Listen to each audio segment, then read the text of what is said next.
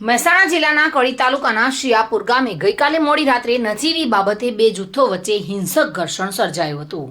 આ ઘટનામાં બે વ્યક્તિઓની ગંભીર ઈજાઓ થઈ હતી અને બે વાહનોને આગ ચાંપવામાં આવી હતી। ઘટના મુજબ દુધઈ ગામના રઝાકભાઈ મલેકના મામા સૈયદ વજીરભાઈ અને તેમનો પુત્ર અસલમભાઈ શિયાપુરા ગામે લગ્ન પ્રસંગે ઘોડી લઈને ગયા હતા અને રાત્રે 8 વાગે વરઘોડો નીકળ્યો હતો અને ત્યારબાદ રામાજીના પાર્લર પાસે આ ઝઘડો થયો હતો। શિવાપુરા ગામના રામાજી ઠાકુર, કરણ ઠાકુર, મયુર ઠાકુર અને અજીત ઠાકુરે હુમલો કર્યો હતો। આ દરમિયાન રઝાકભાઈને તેમના કુટુંબી રમઝાનભાઈને બોલાવવામાં આવ્યા હતા। રમઝાનભાઈની i20 કારના કાચ તોડી નાખવામાં આવ્યા હતા। રમઝાનભાઈને તેમના મામાને ગંભીર ઈજાઓ થતા તેમને ભાગ્યોદય હોસ્પિટલમાં દાખલ કરવામાં આવ્યા હતા।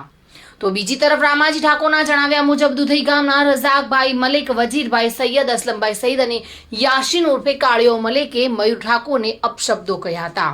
જ્યારે રામાજી ઠાકોરે વિરોધ કર્યો ત્યારે તેમના પર હુમલો કરવામાં આવ્યો હતો અને પરિસ્થિતિ વણસતા મહેસાણા જિલ્લા ડીવાયએસપી સહિતનો પોલીસ કાફલો ઘટના સ્થળે પહોંચ્યો હતો અને સ્થિતિ કાબૂમાં લીધી હતી।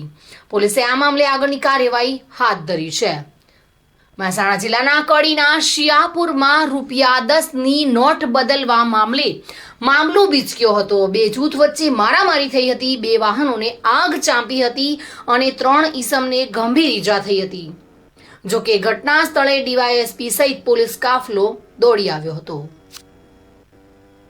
ભાવિન ભાવસાર સાથે bureau report, today Gujarati news.